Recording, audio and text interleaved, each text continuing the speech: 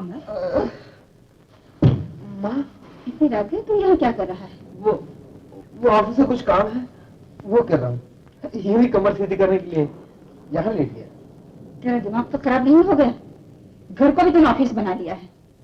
तमाम दिन बहू राजा साहब का इंतजार करे और रात को अकेली कमरे में पड़ी रहे। चल जा कमरे में।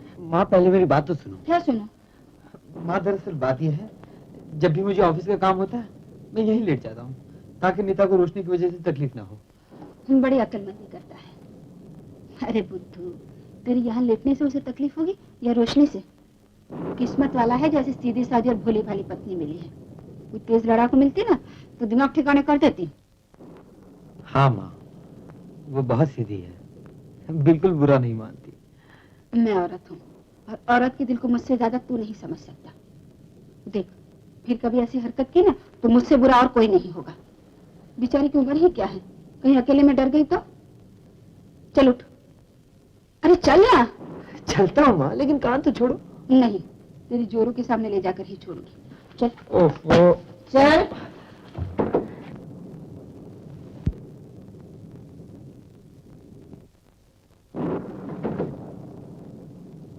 बहू, बहू।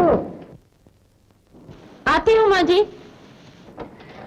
जी, जरा इधर पाना। तू यहाँ खड़ा क्या देख रहा है? चल जा अंदर। देखो नीता, तूने इसे बिना लगाम के घोड़े की तरह छोड़ रखा है। ये लक्षण अच्छे नहीं। आज हॉल में जाकर सोया है, कल कहीं और जाकर सोएगा। अपने पति को अपने काबू में रखना चाहिए। आजकल जमाना बड़ा खराब है। मैं तुम्हारे ससुर को अपनी मर्जी के खिलाफ एक कदम भी नहीं चलने देती थी। वैसे मेरा बेटा तो लाखों में एक है, लेकिन है तो मर्द, उसे बिगड़ने में देर थोड़ी लगती है। समझ गई ना? जी।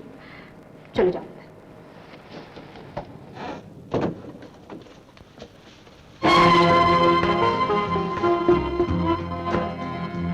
चले जाओ यहाँ से।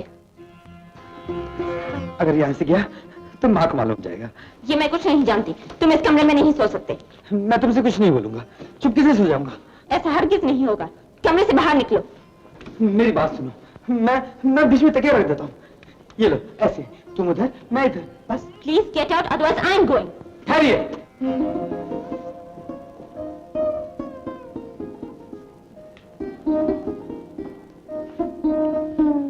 तुम्हें मुझसे इतनी नफरत है? नफरत? मैं तुम्हारी सूरत देखना पाप समझती हूँ। मैं इस घर में खुशी से नहीं, मजबूरी से आई हूँ। तुमसे शादी करके जो भूल की थी उसकी सजा भुगतने। अगर ऐसा है तो मैं बालकनी में सो जाता हूँ, आप अंदर से दरवाजा बंद कर लीजिए।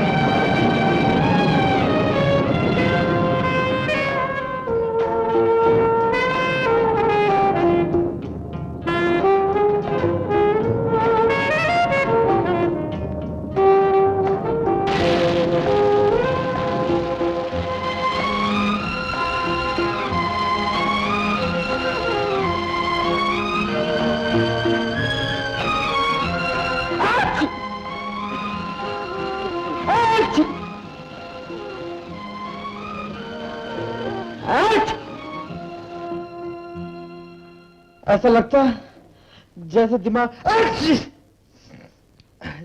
फटा जा रहा है। और ऐसी हालत में तो ऑफिस जाना चाहता है।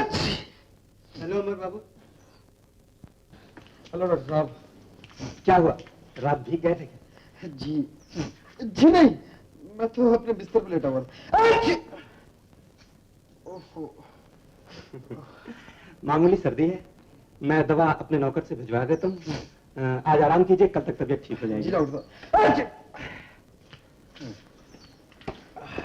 डॉक्टर की दवाई तो ठीक है, लेकिन जब हमारे गांव में सर्दी जुकाम हो जाता है तो सरसों के तेल की मालिश करते हैं।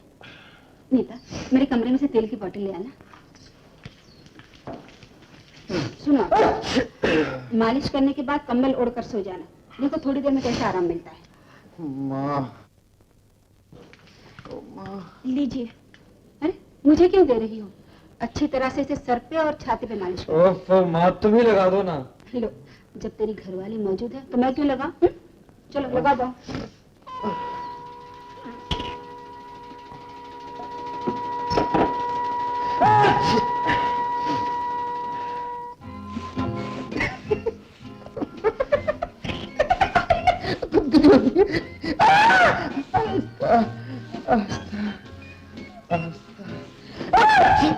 सॉरी।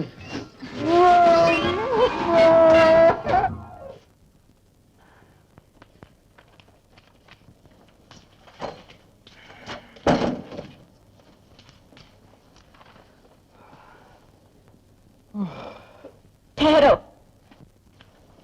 पलंग पर लेट जाओ, मैं बालकनी में सो जाऊंगी।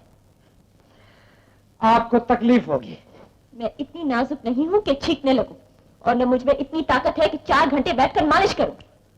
वो तो मजबूरी थी, माँ सामने बैठी हुई थी। मैं इस मजबूरी को रिपीट नहीं करना चाहती। ला, अंदर से दरवाजा बंद कर लो, बाहर आने की हिम्मत ना करना।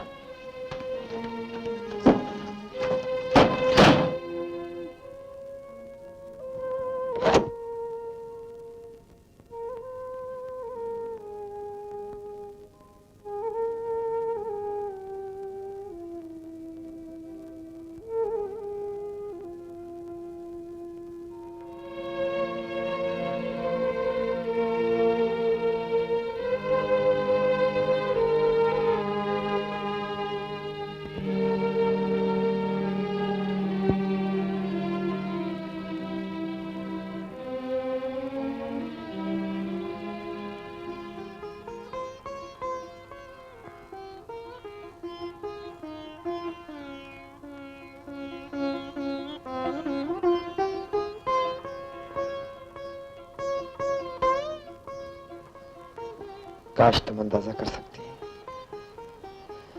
कि मैं तुमसे कितना प्यार करता हूं।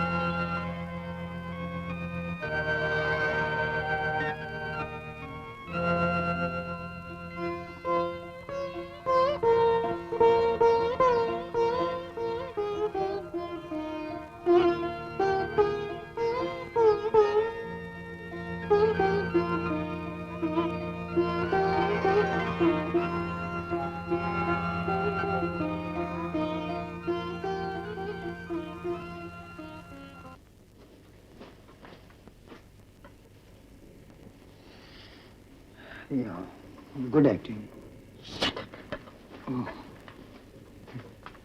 अमर, आज बहू ने मंगल का व्रत रखा है।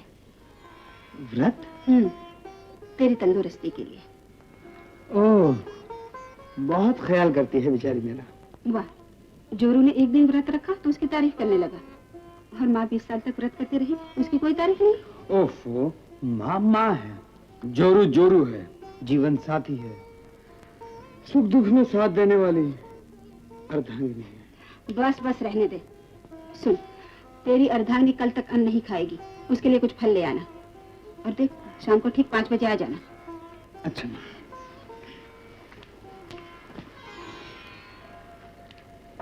नीता और व्रत, काश ऐसा हो सकता है। अरे पापी कठोर कसाई, हम शादी नहीं कर सकते थे। अरे तू कैसे नहीं कर सकता, तेरा बाप भी करेगा। चल लगा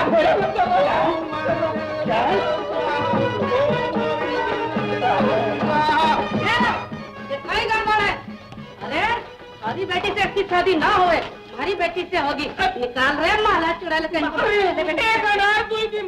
तुम्हें आई नहीं हिस्सा लेने। अरे काहे को पकड़ा हो मेरे ढोने वाले तबाद को? छोड़ो, मैं ऊपर पर हूँ। ए मारवाड़ी सेठ, गड़बड़ नको करा, नहीं तो एक ऐसा झापड़ दूंगा कि जहाँ से आए हो वहीं वापस चले जाओ। अरे ओ तेल के पीपे, तू कौन हो हमारे पति को आके दिखाने वाला? ए चुप, घासलेट की बाटली, जानती नहीं कि मैं कौन हूँ? और तू भी ना जाने कि माँ कौन हूँ। अरे चल निकल यहाँ से। अरे ठहरो ठहरो, अरे ऐसे न लड़ो, हम अखबार में छपवाई के दंगल कराए देंगे। अरे बहुत आमदनी हो जाएगी। चुप रहे, इब बोल, इब बोल, अरे इब बोल, इब बोल। अभी तो एक ही पाँव रखा है, दूसरा रखूं तो पल्लव सिधा जावे। पंडित फेरे करा हमारी बेटी के संग। अब मजा आया बेटा? बापू चलो फेरे फिरो। नहीं, आ जाओ बेटा, इसका गुस्सा बहुत खराब है। अरे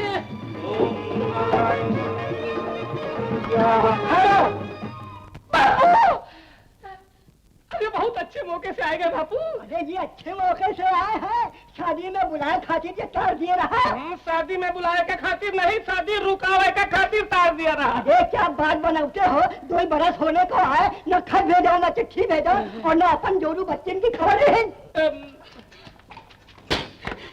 अब बोले ना की माँ। अरे अरे मोर गुजरिया, अरे कितनी बड़ी हुई गई। इसकी स्त्री भी है और थारे 2 बच्चे भी हैं। बापू ये माला कहता था मैं ब्रह्मचारी हूँ। माँ ये मुझे भी कहता था कि ये ब्रह्मचारी है। क्यों रे, तूने दोनों छोकरियों से झूठ बोला पापी? झूठ नहीं बोला, सच बोला। जिसकी एक नारी वो सदा ब्रह्मचारी। ये क्या चक्कर है, चलो सबको समझा से निकलो बाहर। क्या देखे है, बड़ा खोट बनती है। चलो चलो जी चलो चलो। सत्या ना जाए कहाँ पर। अरे अरे अरे मेरी दक्षिणा। चलो निकलो वाले।